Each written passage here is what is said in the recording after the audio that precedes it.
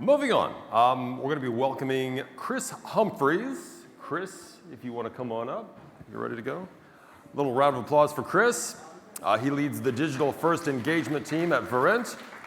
He's focused on leading the team of sales and customer success professionals to empower our customers to deliver exceptional digital first strategies that enable frictionless customer-centric experiences. He's here to talk about 4 practical tips for delivering conversational commerce. It's automated, but not robotic. One more time for Chris. Thank you. Hi guys, you hear me okay? Excellent. So, really enjoyed the panel discussion, talking about conversational commerce there. And I think the key is when I talk a little bit about what we do, the big learning I took from that session is you've got to combine agents and automation. So today I'd like to talk a little bit about what we do at Verint. My name's Chris Humphries. As was said, I head up our digital first engagement practice at Verint, and I'm sure a lot of people in the room probably have not heard of Verint. So Verint is a company 100% dedicated to customer engagement solutions. And effectively, as a brand in the audience, we help you to provide and engage on very personalized and proactive connections with your customers. And as we just heard there, digital first or digital solutions is incredibly key to that. And within the digital first practice, conversational AI is very important. But as we heard there, and I think from Jonathan was my favorite, is that there's always, and quite rightly, as consumers, a concern. This guy's going to talk about conversational AI. He's talking about chatbots, isn't he? They're those very simple FAQ bots that tend to get in the way of good customer experience. And I think the key is that combination of agent and bot together. So as we talk today, I'd like to give you some 4 practical tips. And I think the key is, how can you be automated but not robotic, not one of those chatbots? So it's going to work. There we go. So 2 things, really. A little bit about the strategic imperative for it. So why, given that everyone would prefer, quite rightly, and particularly in this region, understandably, a personalized human experience, why do we need automation? What role is it going to play? And then jump into the 4 practical tips. So why do we need to even use AI and conversational experiences? Well, the reality is, as we all know in the last few years, the level of expectation from consumers has just been increasing. We call it the engagement capacity gap at Verint. And it's not only the volume, but the expectation for frictionless, immediate connections and answers. And the reality is, and I thought Alfonso from AWS summed it really, really well, the reality is, as companies, we just don't have the budget to keep up with that necessarily. So how do we close this engagement capacity gap? And I think the key to that is to combine humans and agents, as we said. So here's a bit of data from the actual Verint platform. So we analyze billions of points of customer connection each year across the many customers globally. And what we're seeing on screen here with a little animated GIF is a particular intent, so a particular reason a customer is contacting. I'm sure we've all had this intent. Where's my order? I've ordered this product, where is it? This is for retail. We could look at this for any vertical. And as we all know, at the start of COVID, massive spike. We called it a digital reckoning. The volume of interactions just dramatically went up. They came down a little bit, but then with different lockdowns around the world, we saw what we thought was fascinating, which was a digital Christmas. A lot of people were actually buying and having that full shopping experience and not going to the mall or not going to the high street or main street. And what most importantly we've seen is that level of engagement has stayed around 3 times where it was historically. So the volume's definitely gone up, whichever way you want to look at it. And like them or not, automation is a key component.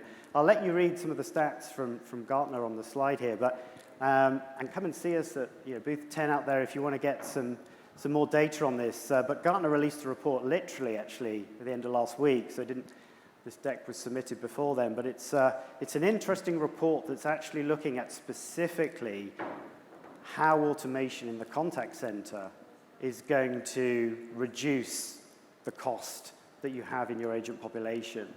And as we said many times, the key is to combine them. But Gartner are predicting that in the next 4 years, and it's an astronomical figure, that we'll need to reduce costs by 80 billion globally in terms of agent costs to be able to hit that engagement capacity gap. So AI is here, it's being driven. We shouldn't be doing it for the sake of it, as we just heard on the panel discussion.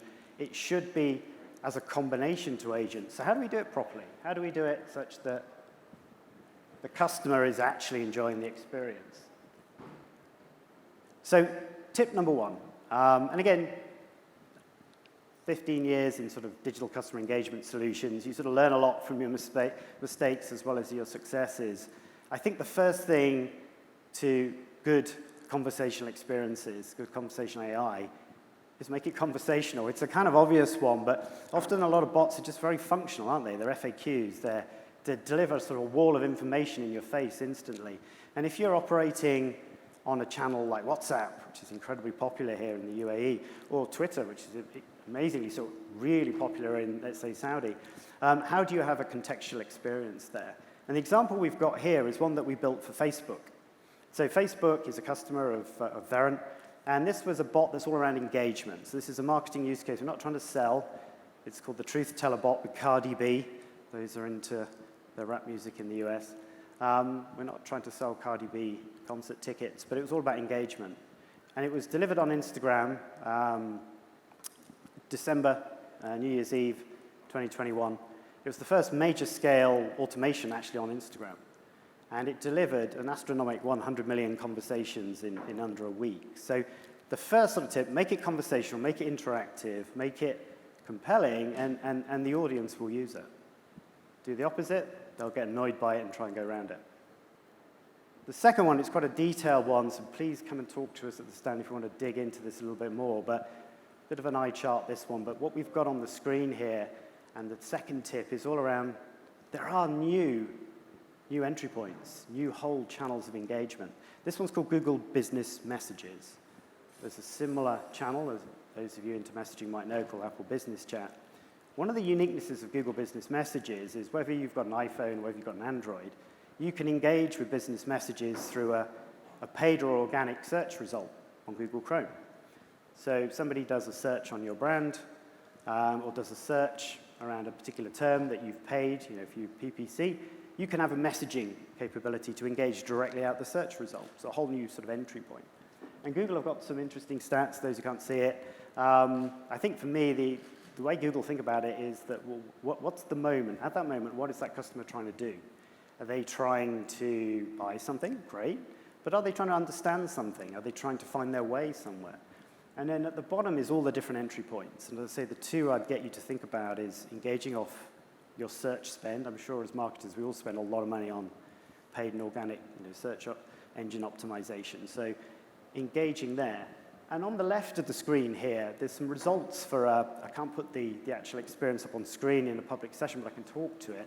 It's with a big insurance brand in the UK, multi-brand car home travel.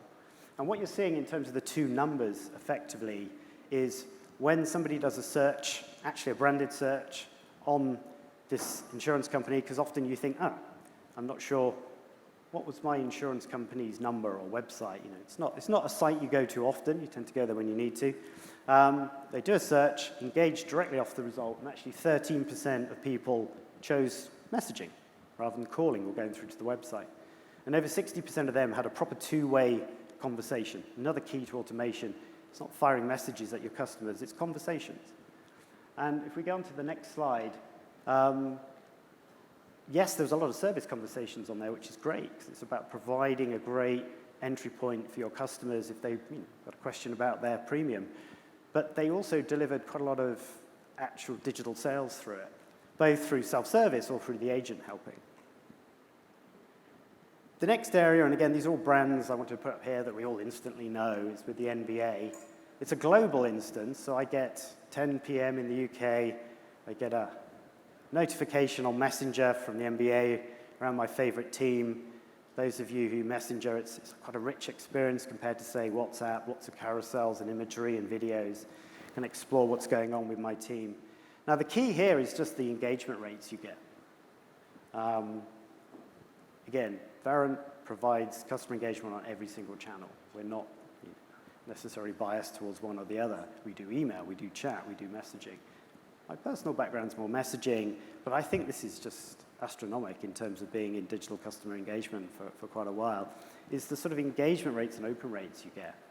If you send an SMS or an email, it just gets buried. But still, I've been doing this for a couple of years, they get over 70% of people opening it, taking a look, and then a number of them actually interacting and going through an experience and just finding out about their team. So again, not trying to sell anything, but it's all around the engagement around the MBA. And obviously, if you're more engaged, you're more likely to buy merchandise, you're more likely to go to a game. But I'd like to spend the rest of the time really sort of talking about this one, because again, not a UAE example.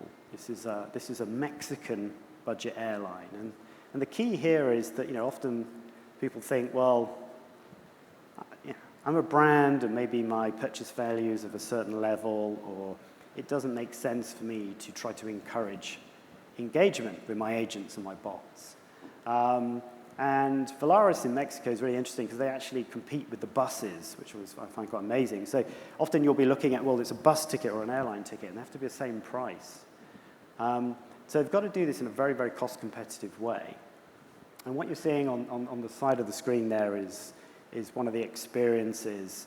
WhatsApp is popular here in Dubai, but my word, WhatsApp is popular in Mexico. It's pretty much the only app that everybody uses. So what this is an example of here is just how you can build out a full, integrated, orchestrated experience.